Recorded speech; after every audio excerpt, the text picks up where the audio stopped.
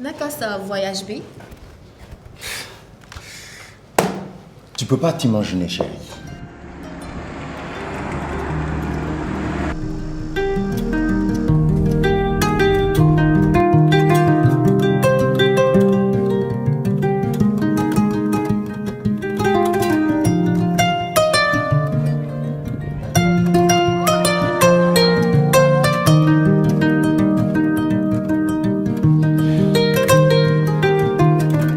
Assalamu alaikum. Waaleykum salaam. Nijaay Thiam. Alioune Thiam. Mana na ngeen def Thiam. ñu ngi ci jàmm bu baax a baax. naka sa yaay. mu ngi fa alhamdulilah. naka waa Ndakaaru. ñu ngi fa nijaay. yéen daal yéen a ngi ci réew. nijaay bu lox la waaye bu lox la Thiam. na mën naa la Thiam. maa la raw. mbaa sama mu bañ du ma mere. du la mere de excel bismillah. ayca bismillah. nijaay na mën naa la. maa la raw. naka yi tey. man de géej naa fi. gëj nga fi kenn Ndumbe. salaamaaleykum. yow de indil naa la gan. umpaañ. Alioune Badara na ngeen def ak coono. gëj naa la gis na ngeen def ak coono. alhamdulilah sa yaay. Thiam mu ngi ci naka mbokk yi. jàmm rek. ba def leen dara. alhamdulilah. na mën nañ leen de. maa la raw. ay Badara yow gëj naa laa gis. waaye bu wax loolu yow buñ doxoon Badara dootuma la xàmmeeti. dëgg la diggante bi da nga fee màgg. waaw dëgg la de. naka coono yi. sant yàlla bu baax yaa ngeen jëf. alhamdulilah bisimilah eggee ci sa nijaay. jërëjëf eggee ci sa nijaay bi ñëw. nijaay. waaw. man de damaa mën benn projet. waaw. man de damaa bëggoon nga teggil ma natt weer bi xam naa ne sax am na koo ko waroon teggil waaye sama soxla daal xam naa ne moom mënul xaar te yow rek laa ci yaakaar. Bintu yow tey moom diis nga ma soxla su diis a diis de man de natt bi wax dëgg yàlla Sophie Ndour laa waroon teggil weer wii te xam nga moom daa moon soxla ñëw wax ma ko waaye comme noonu la demee bàyyil ma waxtaan ak moom su ma waxtaanee ak moom ba pare soxlaay faj soxla su ma mayee dinaa la woo téléphone wax la ko waaye an sa jëkkër sa jëkkër nekk bitim réew nga lijjanti natt bi. sama jëkkër de moom amul problème yooyu sax moom daf may jàppale waaye gis nga butigu rakkam boobu nekk ci buntu kër ga. waaw lépp lu fa nekk moo ko fa def. ak xam nga rek kër ga courant ndox ak yooyu xam nga rek moom mooy soutien de famille day xaw a métti. dama bëggoon dellu siwaat fii. waaw dugg ci mbay mi. dëgg la.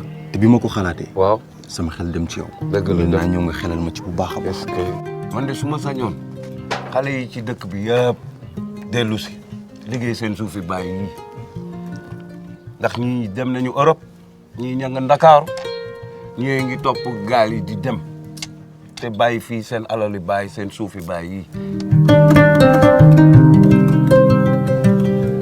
C'était comme dans un rêve. dama dem gisante ak sama nijaay ñu waxtaan mais li ma gën a touché daf ma yóbbu ba ci àll bi wan ma des hectares et des hectares de terre et puis chez nous suñu village ñun li gën a dox moo nekk suukar ak ceeb et actuellement financement rek lay xaar pour commencer. Après chérie, il suffit juste d'écrire ton projet. L'essentiel est que ça soit très convaincant. Mais après le seul hic, c'est quoi? C'est que t'es pas un baykat. J'ai pas les mains d'un baykat. Pas du tout. duma sama morom de. C'est pas ça le plus important li gën a am importance mooy boole na ma ak ay baykat yoo xam ne honnêtement seen xam-xam dafa màcc jëm ci wàllu bi. dinaa la booleeg sa ñoom Baye Mor nag. alhamdulilah nga xam ne ñoom dinañ la woon suuf sa loo ci bëgg rek incha allah dinañ la ko defal. incha allah waaw xalaat bu rafet nga am na xalaat bu baax. dafa am benn bés. ngeen ma doon wax ne ndaw ñi kenn desatu fi. dëgg la. ñëpp daw nañu wutali ji Dakar. waaw. muy mel ni da ngay dox di for xaalis. est-ce que te yàlla xam na ni de li nga ma doon tàmm di wax rek ba ñuy ndaw nekk ci daara ji. faw ñun ndaw ñi. ñu war a gëm ni tekki bi mën naa nekk fii. kontaan naa trop ci sax. sërite gaa ngi. bismillah. xam naa ni indi ataaya nga rek lu la ma ma bëgg waaw indi nga lu ma bëgg. Bumbaañ soxla lu ma. Bumbaañ. ay jël sa sérité bi. Bumbaañ daal naa indi naa la sërite de. yow de Ndakaaru bàyyi ma fa dara xanaa.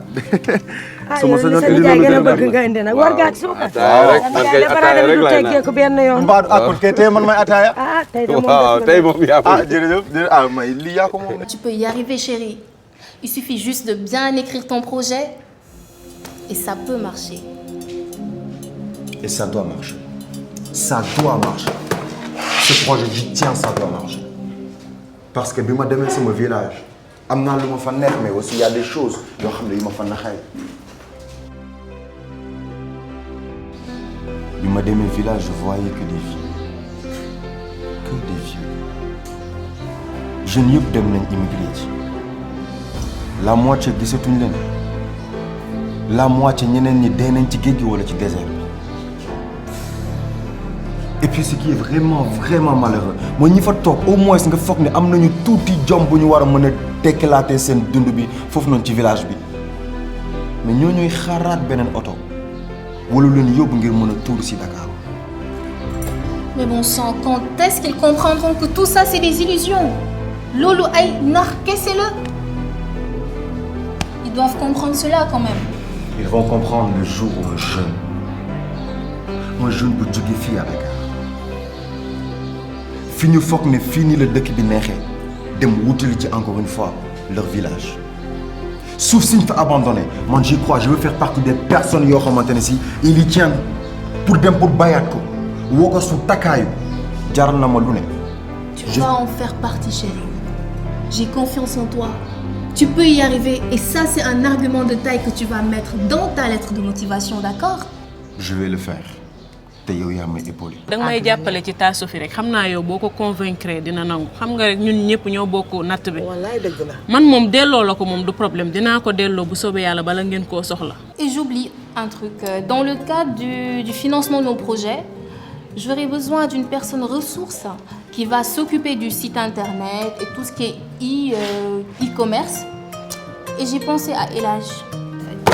N'est-ce pas qu'il a eu son BTS en informatique? Oui. Bah bingo. C'est de sa personne dont j'ai besoin.